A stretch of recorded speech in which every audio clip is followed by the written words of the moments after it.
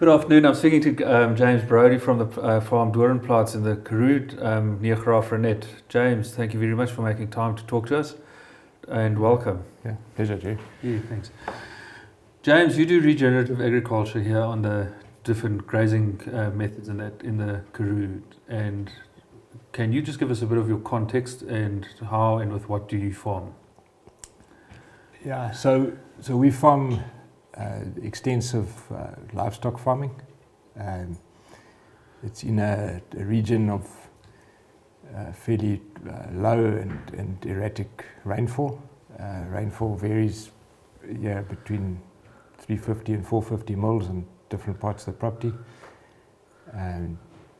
We run a mixed livestock operation, cattle and wool sheep. We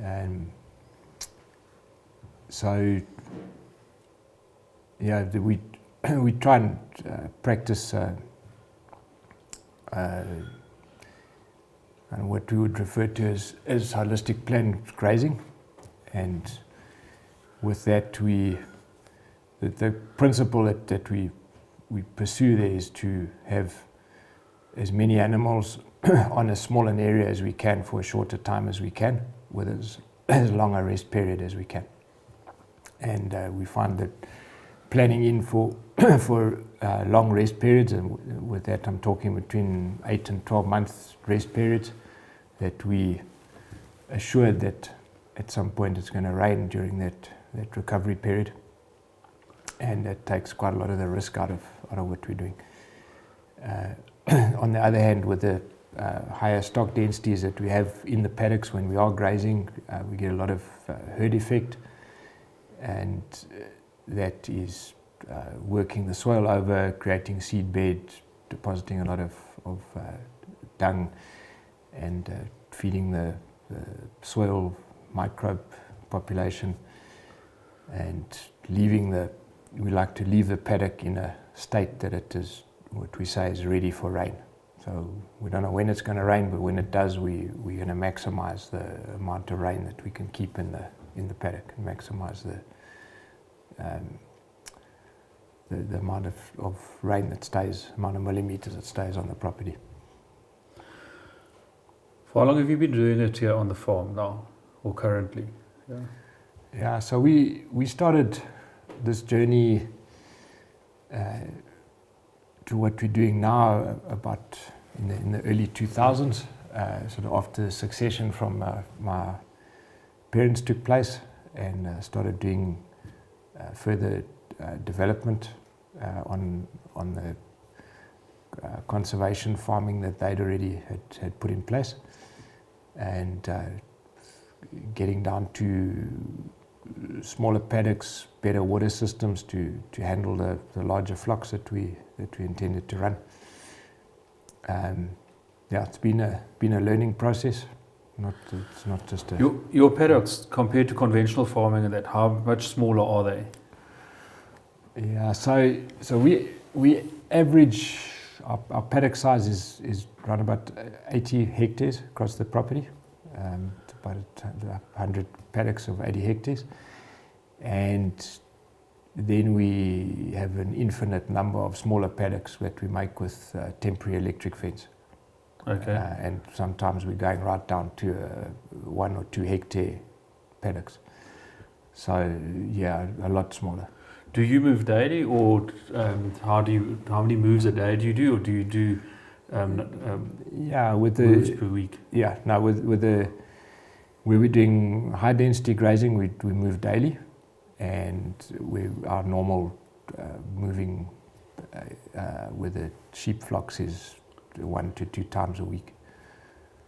So you don't push them on ultra or such high density as a cattle then? No, not yet. I mean, one thing on ultra high density grazing is really the production loss, or how the animals react differently to high density grazing and that.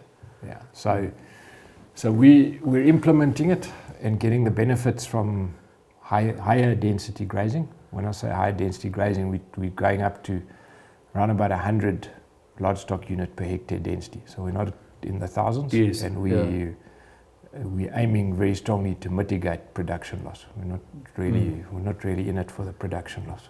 Yeah. Yeah. Your role at the Herding Academy and that, do you actually want to chat about that a bit?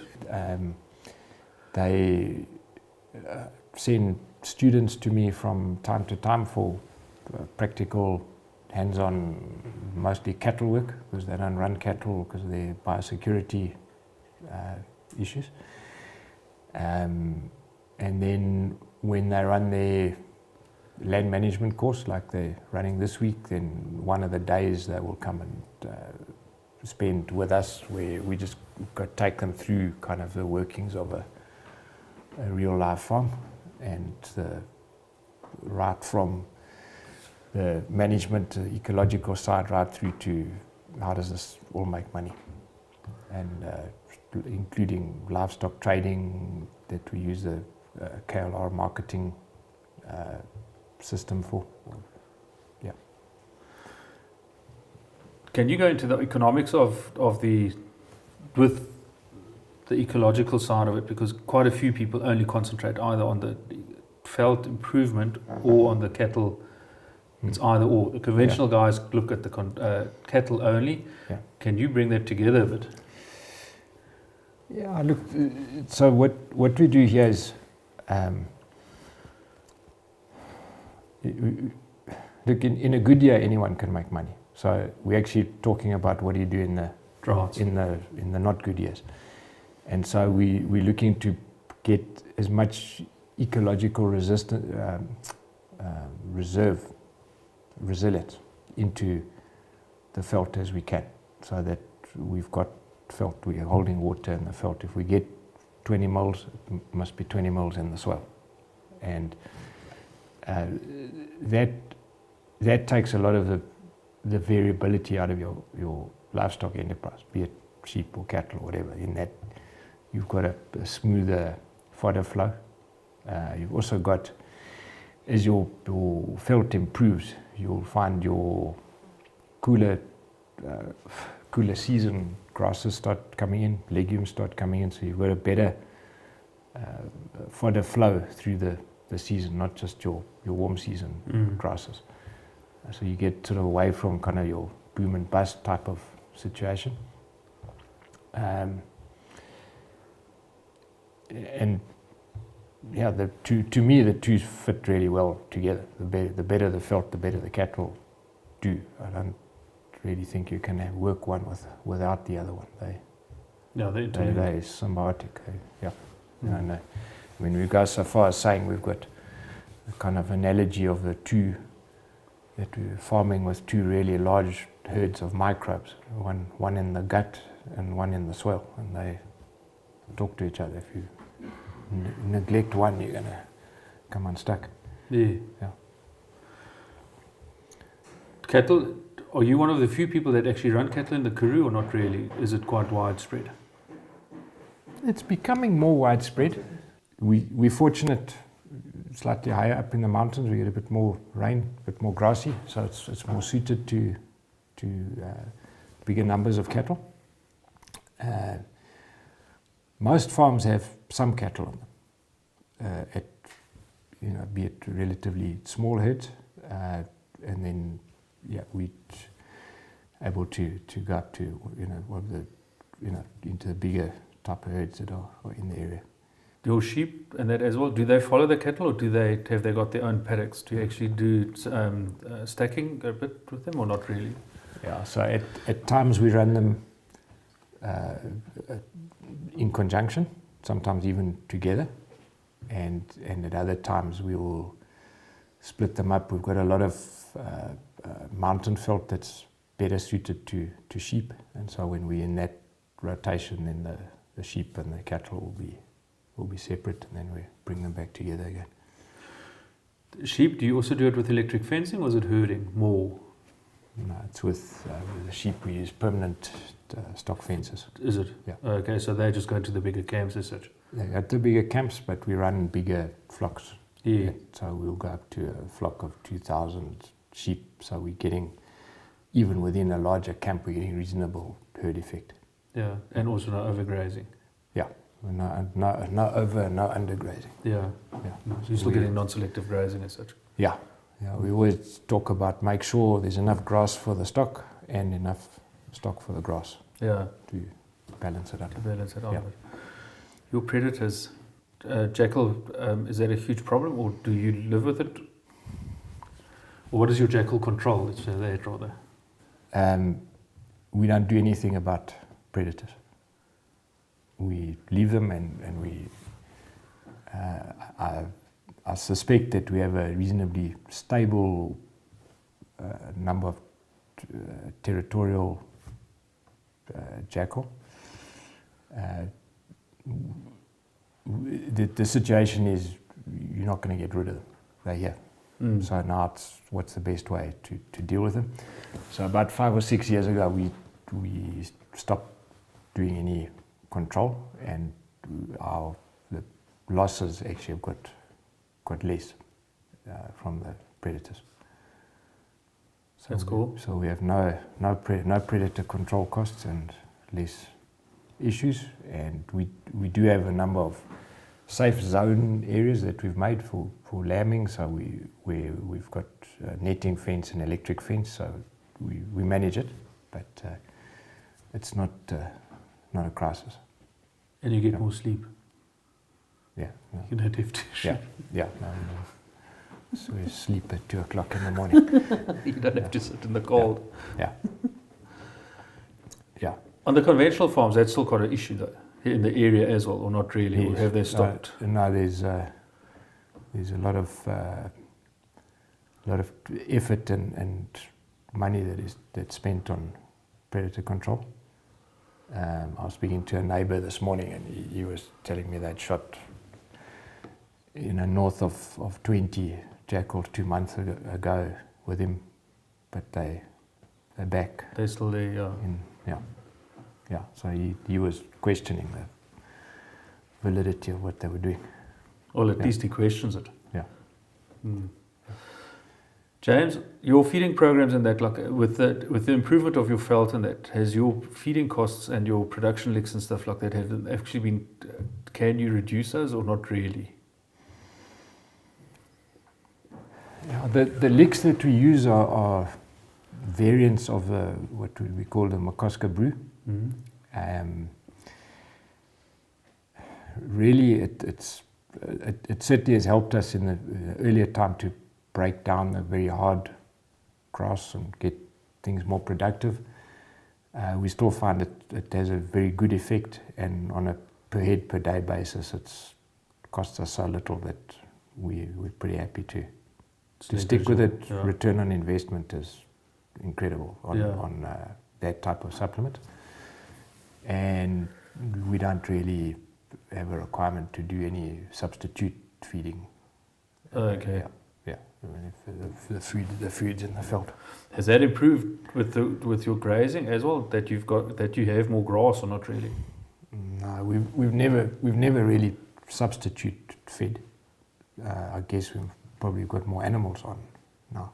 Yeah. I want to come back to the RCS. Can you, on the economic side of it, because I think that is actually quite where the guys can't make how am I going to make money if you do one holistic and also all regenerative agriculture? Because a lot of people, and it's not, I'm going to go back to the ultra density grazing, and that quite a few say, well, I'm doing ultra density grazing, and then the production loss is such that they actually lose money. But can you just go in a bit more in the economics of everything, or have we satisfied that? Yeah. No, look. Okay. Firstly, ultra density grazing is a tool. We use it on an area that needs to be ultra high density grazed, or for a reason. It's not the silver bullet to everything. It's just another. That's not the bigger the problem, the bigger the hammer. No, it's a nice tool, but it's that, and we only use it at certain times and so on. So just on that,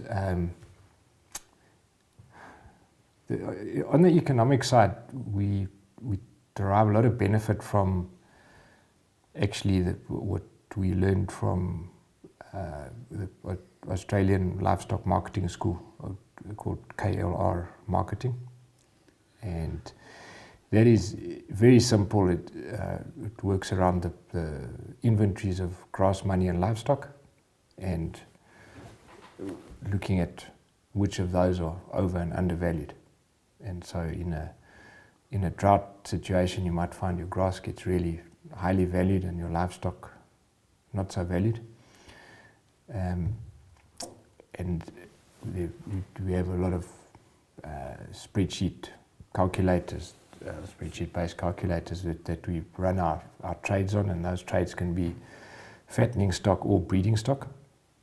And it's simply helping to identify overvalued classes of livestock, selling them and replacing with undervalued classes, and taking the margin as we go. So that takes a price risk out of it, because we're doing the trade on the same market.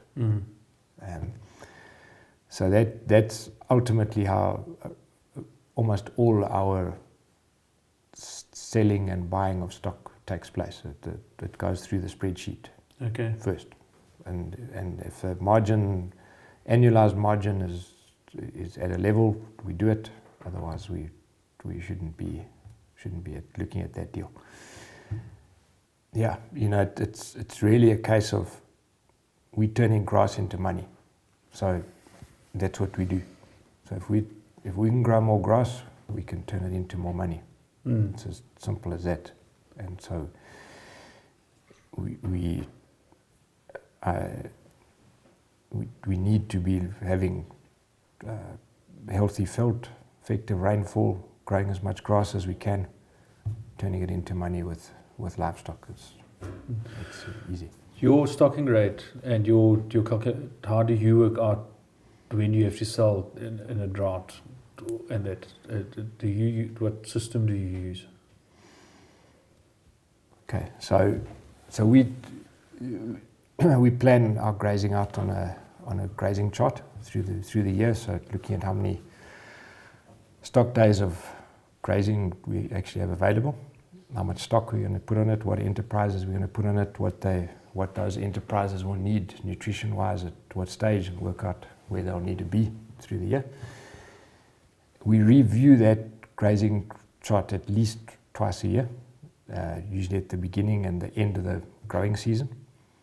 And the end of the growing season one is where that will tell us how much food we've grown, because we're not going to grow anymore. Once it frosts here, the brakes on. Then we know how much food we've got in the bank.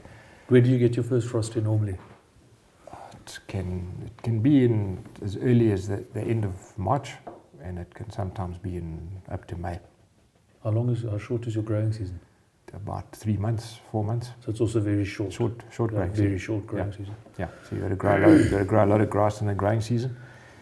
When we look at how much food we got in the bank at the end of the growing season, we can plan how we're going to use that food right through to when we expect the first rain or when the new season kicks in, plus drought reserve, and we can apportion that to the stock that we're going to have on. And if we've got too much stock, it's very much more effective to do a minor destocking way early, knowing that we're going to need to do it, than to run halfway through the season and then have to do a major destock. Yeah. Yeah. When do you calculate your raining season to start? Yeah, so that's interesting. We work on a green date, which is kind of when we've had meaningful rain and things are growing. And we used to say that green date was the middle of November, and I'm actually leaning towards saying that date's about the middle of January. Is it? Yeah. And I've actually moved my cattle mating season later accordingly. We actually shifted it later by 2 months to fit in with it. So you calf on green grass, or you try to, or just before? Just before, yeah. What is your calculation on the green date? What do you take it as? It's usually when, you've had, say, 50 mils of rain up to then, and things are, grass is growing, and there's meaningful growth that you can use. Yeah, because Gerrit van Zyl, he does it on, he's got a similar one in the Livestock, where he says it has to rain 50 millimeters in 14 days. So it must be of a longer period. Yeah. Then that is the middle of spring for him. Yeah, that would be a So fair comment. Yeah, is it? Yeah. Okay, so it's similar to that. Yeah. And I mean, just interestingly as well, his has moved to, I think it used to be middle of November. He's also moved it to December. It's at least shifted. Yeah. It's shifted much later than what it used to be. No, it's too risky. You'll end up year after year carving on dust. Yeah. On dry grass. Yeah, one thing which is interesting just on this moving the calving season so late as well, and that's from the Highveld, the Eastern Highveld and that in Wakkerstroom area and Groenvlei, is that your calving season is your growing season is so short as well. So your calves are, do you take them through winter with weaning and that as well then? Or when do you wean then? No, we wean, we early wean them, so they'll be by June they're gone. Yeah. But the growth on green grass is fast. Yes. So two things there. We move the calving later. We're working with a short mating period or short calving period. How long is your mating period? It's currently 63 days, and we're going to push that down to 42. It's quite, so it's tight. It needs to be tight to work with that short growing period, growing season, and so we wean them, get them off the cows before the winter gets hard. Yeah. Do you creep feed? Yeah. Is it? Yeah. As a standard, I mean. No, in a good year, I don't think it's worth it. Okay. The benefits, I don't think we see, but in a drier year, it's very much worth it. Yeah. And again, the return on that creep feed is huge. Yeah. Yeah, you get very, very good. It's much cheaper to feed the calf than the cow. Absolutely. Yeah. James, from your experience in that, do you think this is how, and also on the risk mitigation of it, and that how the people should start farming?